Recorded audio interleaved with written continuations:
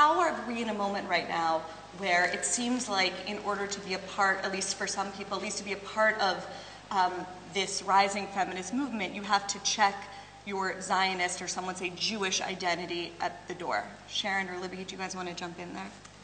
I'm happy to jump in and say, I'm thinking about the framework of this evening and this series of conversations about defining Zionism.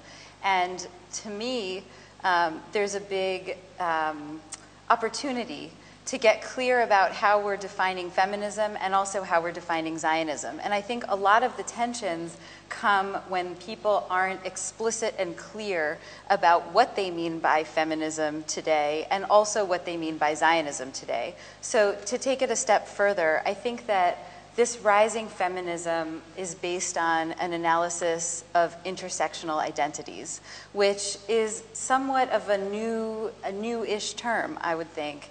And I think it both applies to individuals, and that analysis says, I am many things all at once. I am a granddaughter of Holocaust survivors. I am an Olah to Israel and an Israeli citizen. I am a Jew. I am an American. And all of these different identities carry with them both privileges and places in which I'm disadvantaged in some way in society. And that sort of individual intersectional piece, I think, is inherent in the new feminist movement. And I think even more broadly, there's a broader sort of sociological analysis there that says, if you're fighting against oppression in one place, you're fighting against oppression in every place. And if you think women need to be free of oppression, it's all women everywhere. And so I think, for me, that's a true definition of feminism that I support. And I think in terms of Zionism... So would you call yourself an intersectional feminist? I would call myself an intersectional... I think I would.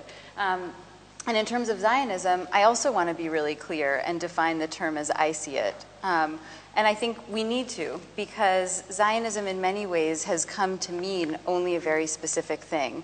Full 100% support of everything that Israel does everywhere.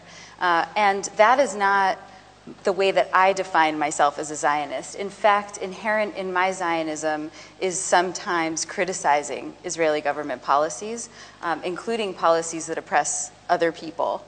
And that's also true in terms of my American patriotism. So the way I define myself as an American patriot today, I mean, you mentioned the elections, I consider myself a proud American, even though I will not stand behind the policies of my American government. And so the definition of those terms for me is actually what makes it possible for me to intersect feminism with a Zionism that's more aspirational.